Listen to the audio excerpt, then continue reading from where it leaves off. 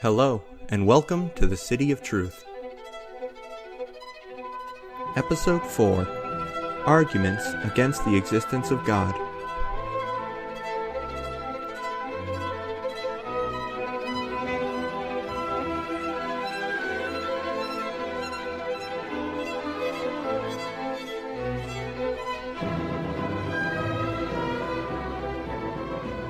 We've come now to the first part of a multi-episode run on the existence of God. My purpose here is to give a general overview of the arguments that lead down this path, so that you can understand them and see their value. I'm not speaking here in the way of a formal proof. To be sure, those exist, and anyone interested can go hunt them down online. Some are very good. Others are not as convincing. I plan to address the most common objections to the notion of God, and then to explain what appears to me to be among the most fundamental arguments for God's existence. If it gets dry or confusing at times, I apologize, but we have a lot of groundwork to lay before we get to the really interesting concepts that lead to my big idea. So keep an open mind and bear with me. We are also easing into very deep waters here. I'll try my best to be clear. You may have to listen to certain things a couple of times for them to sink in, and I of course recommend that you go find other material on these topics. I'll provide some suggested reading near the end of this multi-episode arc. First, a quick note on terminology, so that we aren't talking past each other. Some atheists today prefer to call their atheism a simple lack of belief. In doing this, they're trying to argue that theirs is the default state. But this is a psychological claim. What we care about, here and in most conversations of this sort, is the world out there. It's true that an atheist has a lack of belief in a deity. It's true that theists have a belief, but we care about the objective, external world. We are looking to consider claims about whether there really is a thing out there called God, or gods. In that sense, both the theist and the atheist are making a claim about reality. If you say that there is a high probability or certainty that there is a God, or gods out there, you are in the theist camp. If you say that there is a high probability or certainty that there is no God or gods out there, you are in the atheist camp. Both are positive claims about the nature of reality.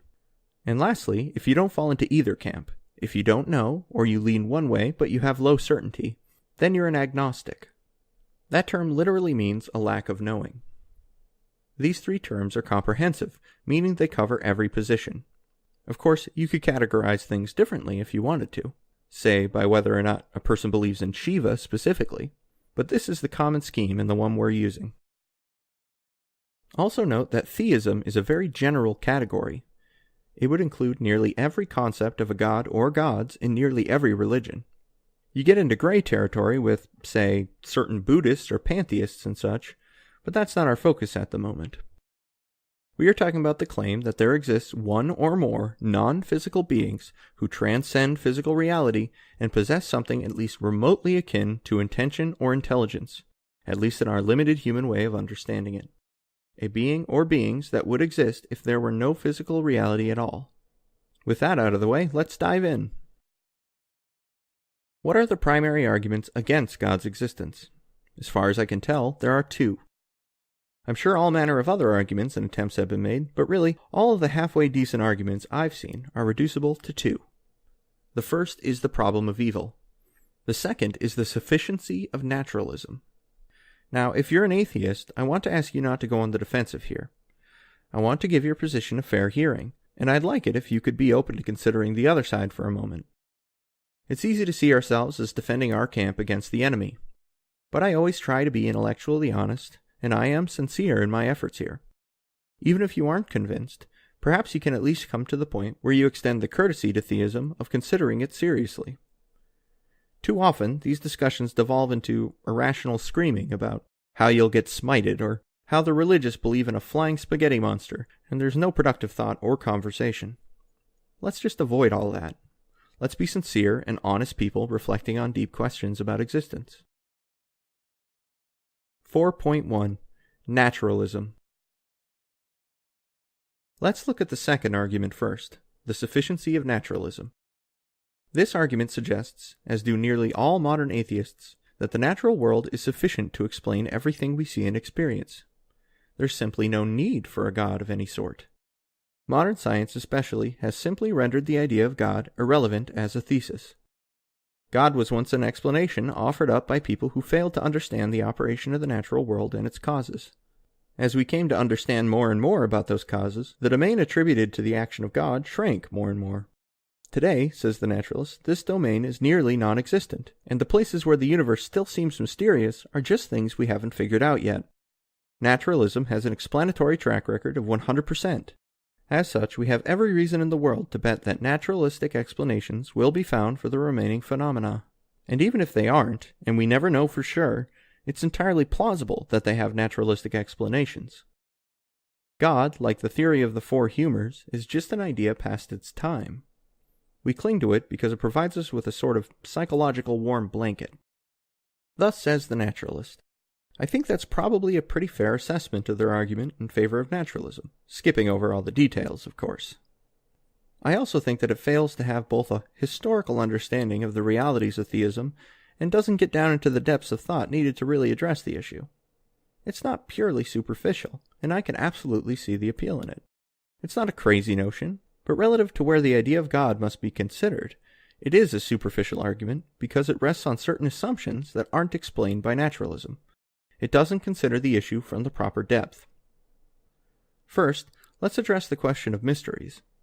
Is it fair to say that those events for which we haven't found a naturalistic explanation do most likely have one?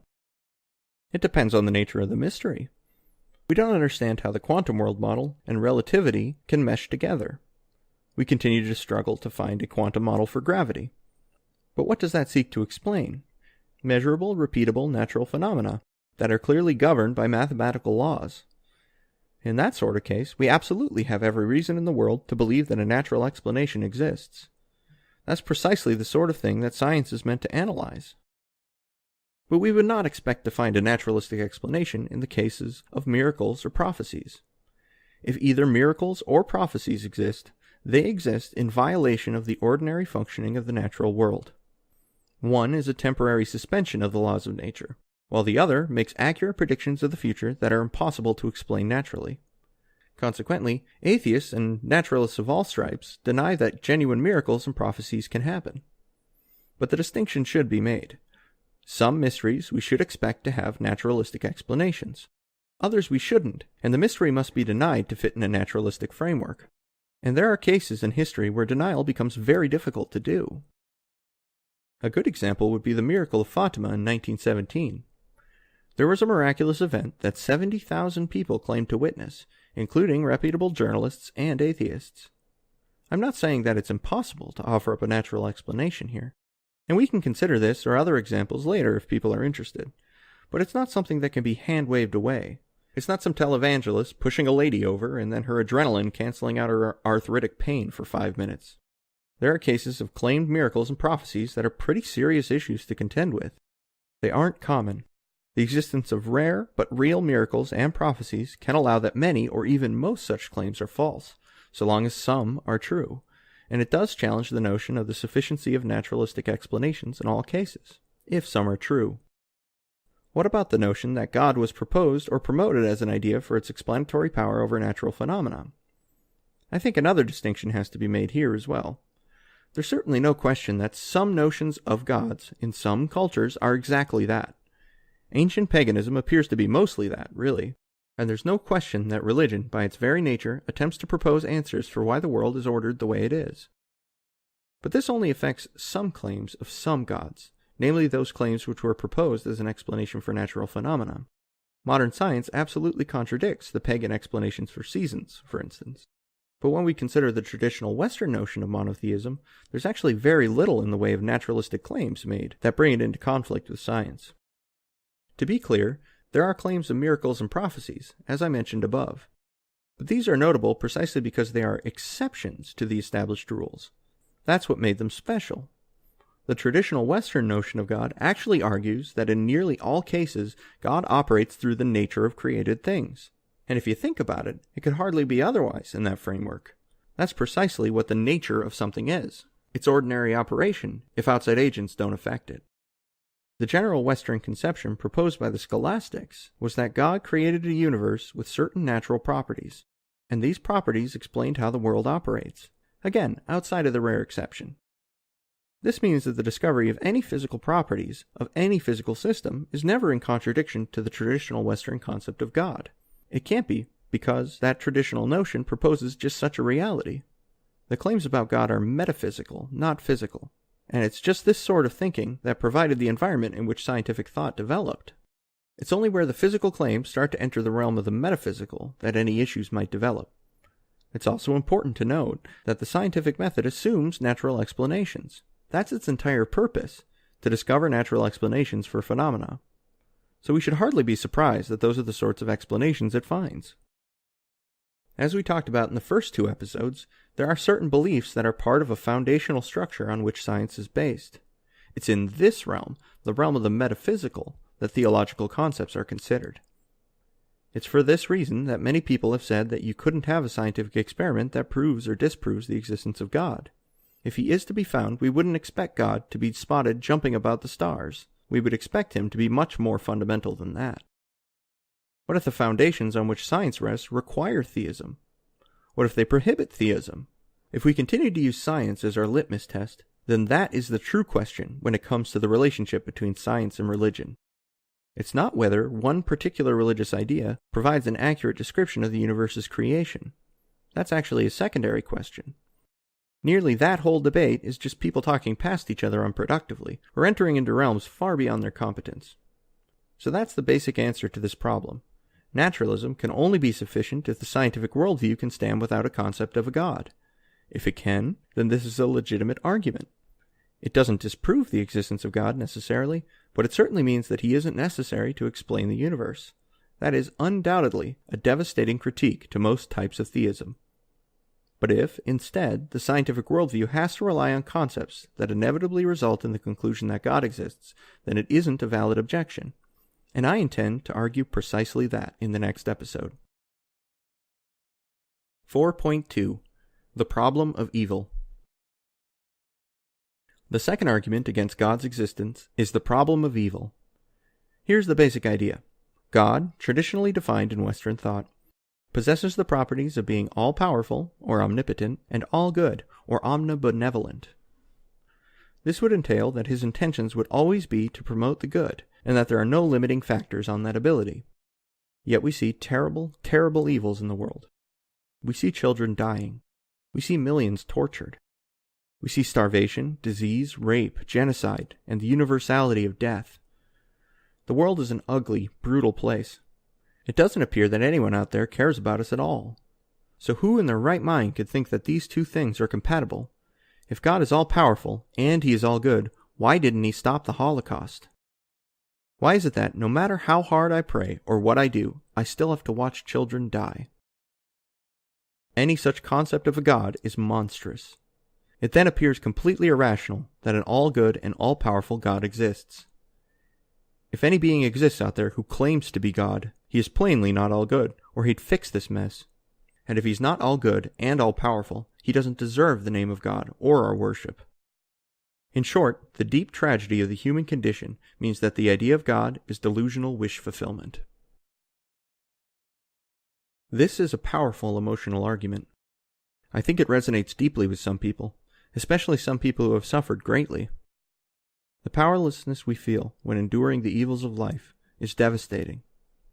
It reminds you of drowning.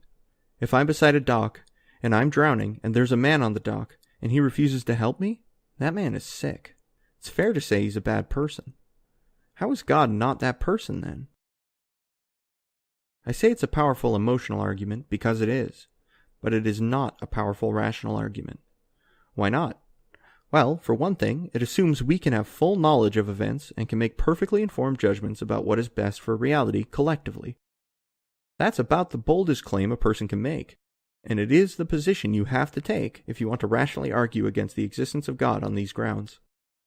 It can't simply be that your suffering is terrible. It can't simply be that life is full of tragedy. It has to be these things, and that from the perspective of perfect knowledge, no matter the future conditions or secrets of the world still untold, they are never allowable. Let's think of a child. This child has repeatedly messed around by the stove. They've been told to stop it, but they haven't listened. So one day, the parent allows the child to get a bit burned. A very mild burn, just for a second. But now the child knows the reality of the danger and will adjust their behavior in the future. Now take this in isolation. Imagine a parent watching their child reach toward a hot stove. They're fully aware that the child will burn their hand. You know this too as you watch, and the parent does nothing. The kid touches the stove and gets a mild burn.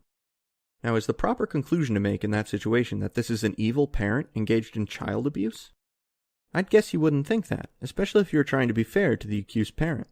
You'd grant that maybe there are mitigating circumstances. Perhaps by allowing this small failure, a greater evil is prevented later. Let's take another idea. One of my kids really wants a video game, Mario Party 10. I really want to give it to her. I think she'd have a blast, and we could play together, and I can be Luigi, because he's definitely the coolest, and we could just have a great time together. But I also want her to understand the value of effort and hard work. I want her to earn what she receives. It's my job as a parent to teach her how the world works, after all. So I'm not going to give her the game. Instead, she has to do a chore. It's a small one, because she's still pretty little. But she has to do it every day for a while. Then she will get the game. As a parent, I want what's best for my kid. Though I know that's not universal, of course. So for her long-term interest, I'm going to make her endure something she dislikes, simply because I want to provide her with a reward. So that leaves us with a genuine question. What if the universe is like that as well? What if the suffering we endure teaches us lessons or earns us rewards far exceeding whatever we've endured? Let me be clear here. I am not arguing here that this is the case. Maybe it is, maybe it's not. My point is simply that it's conceivable to construct a scenario where you could allow evils, even great evils, if in some manner we can't conceive yet. It actually improves things in the long run for everyone, perhaps including the very people who suffered so terribly. The examples I provided do appear trivial in comparison with the suffering endured when watching a child die, or the Holocaust. Allowing a child to burn their hand or making him work for a video game isn't even remotely on the same level. I get that. I've had my fair share of tragedy, and I wouldn't find an analogy about Mario Party 10 to be much of a comfort when I was enduring a recent loss. It's only meant to demonstrate the concept. The problem of evil presented by the tragedies of life are only insoluble if there's no life after death, or whatever comes afterwards fails to adequately address those sufferings. But most religions propose some sort of an afterlife, with profound joy and peace for those who bore the evils of this life well. In many systems, this even lasts forever. The truth is that we have absolutely no idea about the limits of conscious experience. Imagine a person who endures terrible suffering in this life, but upon death they discover a positive state so profound, so unimaginable to us, that they would have happily endured 100 times as much to have attained it. They remain in such a state forever, so that by comparison the suffering they endured becomes an infinitesimal sliver, a momentary blip they experienced at the beginning of an immortal life of perfect contentment and pure bliss. Again, I'm not offering any reason right now to think that this is the case. It just demonstrates the fact that there are theoretical conditions which would warrant allowing great evils even if there were a God, and this resolves the dilemma. This is the third option, that suffering and evil are worth the price. It also shouldn't be construed as a way to trivialize those evils. It's not that they aren't important, or terrible, or tragic, but rather that it's possible that a future exists for us that is inconceivably more profound. Consciousness may be capable of states we cannot fathom. This does logically address the problem of evil. It may be deeply unsatisfying emotionally. At this point in our discussion, I think there's no question that it's not very powerful at all emotionally. But our whole goal here isn't to be led by our feelings, but by our rational minds. To update and reconsider our mental models, to work toward a beautiful idea. An idea that, I think, will eventually address the emotional problem on some level as well. Here's a short-form logical explanation. The claim is that, in the condition that the world is full of tragedy and evil, it is impossible that an agent like God would allow these conditions. These conditions apply. Therefore, there is no agent like God allowing these conditions. The logical response is that the first claim is false. A tragic world may be allowable to an agent like God if another condition also applies. Let's call it future satisfaction. There could be others as well. We do not know whether future satisfaction applies. Therefore, we cannot say that a tragic world entails that there is no God. The only counter to this is to say that the future satisfaction condition cannot be the case, that there is no conceivable way to reconcile the existence of evil, no matter how good life can become, no matter what restitution is made for it. That is an extremely high bar to clear. It appears to be impossible to demonstrate, or at least very nearly so. The atheist claim here is one that is very strong and involves the absence of sufficient mitigating factors for allowing evil. Hence the argument does not hold. To show that the argument does obtain, they would have to demonstrate that all such mitigating factors are impossible and unjustifiable at the highest level. No human being possesses that kind of knowledge. I think that we've laid sufficient ground to doubt the power of these arguments so long as I can demonstrate my point regarding the foundations of science. These are, as far as I'm aware, the most successful and prominent atheist arguments by far. The only other that I can think of that has some support is called the Euthyphro dilemma, but that's been successfully refuted for centuries. Maybe I'll cover it another time. Quote, "We are perplexed to see misfortune falling upon decent, inoffensive, worthy people, on capable, hard-working mothers of families, or diligent, thrifty, little tradespeople, on those who have worked so hard and so honestly for their modest stock of happiness, and now seem to be entering on the enjoyment of it with the fullest right. How can I say with sufficient tenderness what here needs to be said? Let me implore the reader to try to believe, if only for the moment, that God, who made these deserving people, may really be right when he thinks that their modest prosperity and the happiness of their children are not enough to make them blessed, that all this must fall from them in the end, and that if they have not learned to know him, they will be wretched." Clive Staples Lewis. That does it for this week. Next week we'll actually try to establish that something is true. Exciting times. Only took 5 episodes.